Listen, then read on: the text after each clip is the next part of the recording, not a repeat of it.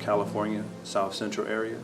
I went to a relative who I knew that was a part of the street life, very aggressive, very violent, and so I pursued whatever it is that he had available, and which was bank robbery.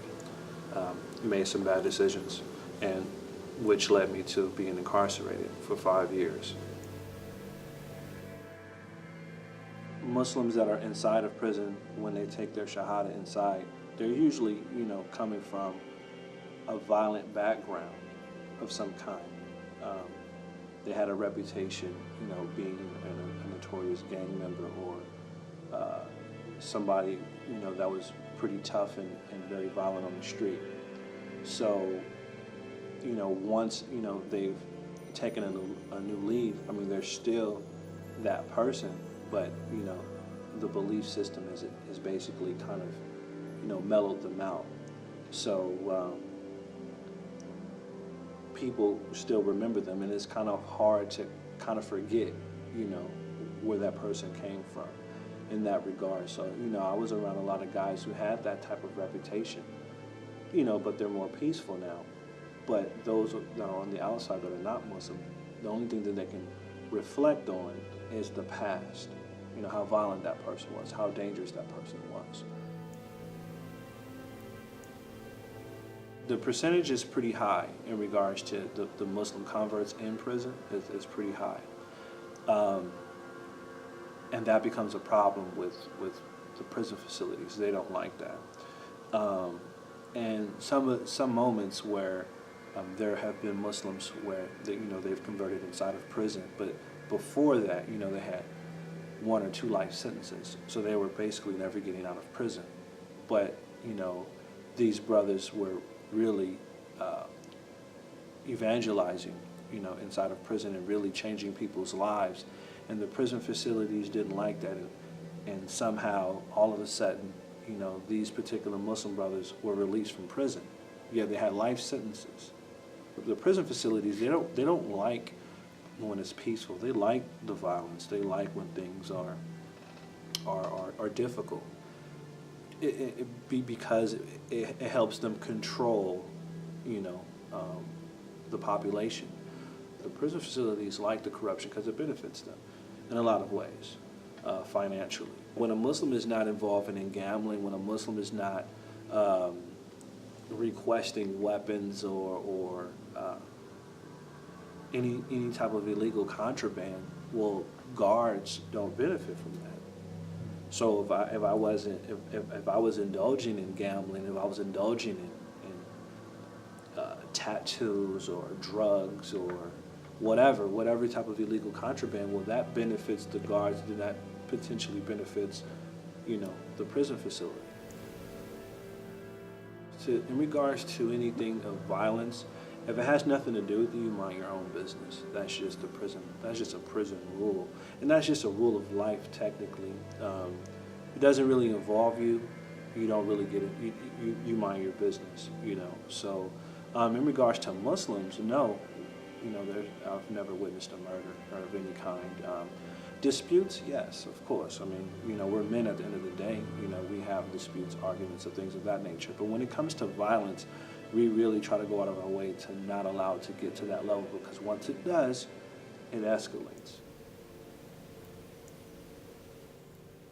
A difficult moment is when my grandfather passed away while I was inside, and I wasn't there to help him fight his cancer, and he passed away. And that was really difficult because he partially helped raise me. So I felt like I somewhat abandoned him while he was basically fighting for his life. And yeah, still to this day I regret that. I regret not being there for him, as he's been there for me all my life. So that's just something that I have to live with. When you're in prison, you have a lot of time to think. You have a lot of time to digest everything that's going on in your life. You're able to really project in your mind what you want to do, whether it be to become a better person or far worse than what you already are. And do your research on anything that the media likes to speak on. It could be anything. It doesn't necessarily have to be about religion. But I would definitely say do your research. I would, not take things off of hearsay, because that really doesn't have any value anymore. And we have the ability to investigate anything now. We don't have to necessarily go to a library. I mean, we can actually, visit facilities, or make a phone call, or email someone, or send someone a text message. We have all these outlets to really, find the truth to whatever it is that we have interest in.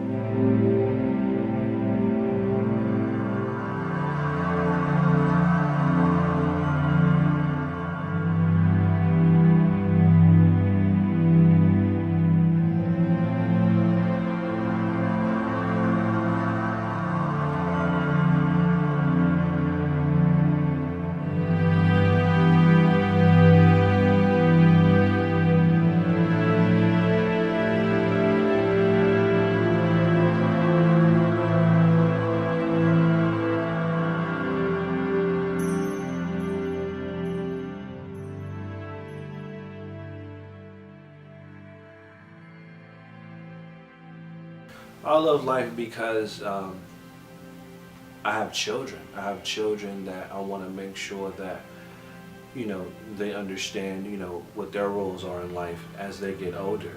And I love life because I'm able to, save a life, versus, helping to destroy one.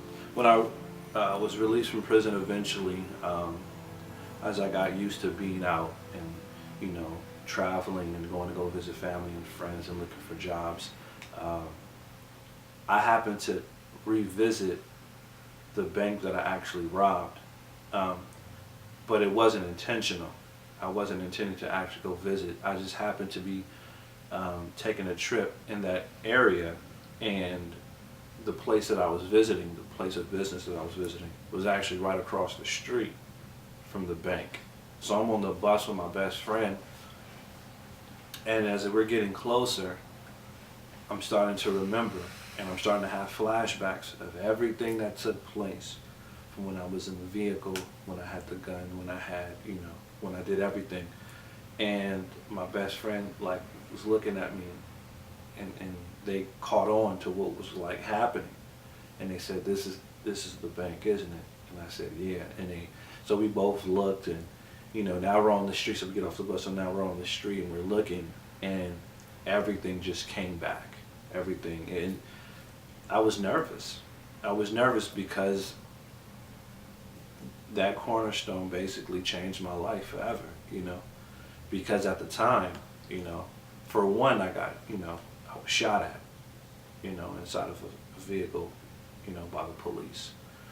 And, fortunately I wasn't hit, or fortunately the people that were with me wasn't hit, or innocent bystanders. And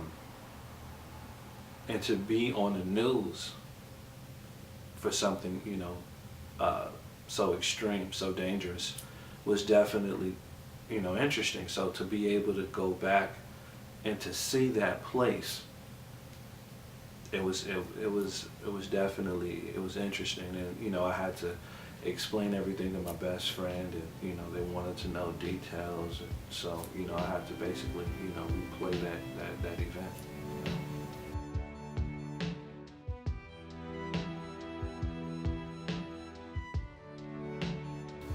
The advice that I would like to give, anyone, doesn't have to necessarily be someone young, it could be someone that's older. I would say value your freedom, value your freedom. Enjoy life as much as you can with family, your friends, your hobbies. Another thing that I would definitely suggest is that if, everyone knows someone who was going down a path of darkness or of destruction, definitely I would try to be, I would suggest that you be supportive of them, not to do wrong, but, kind of help them out of that transition. And if they do happen to go to jail, I would definitely say try to support them as much as possible, because they need it. It's definitely needed. It kind of balances out, from being inside of prison, being captive, being confined every day. uh, to being able to see someone that's on the outside, it gives them a sense of hope. It gives them a sense of freedom, you know, when they come, you know, for that hour or so, however long you're at that visit with them, or you're on that phone call with them, it gives them, you know, a sense of security, saying that, you know, eventually they'll be home, to embrace those people. Also, too, you know, prison doesn't necessarily have to be a bad thing, in a sense of when a person goes in, you know, they don't have to come out a bad person.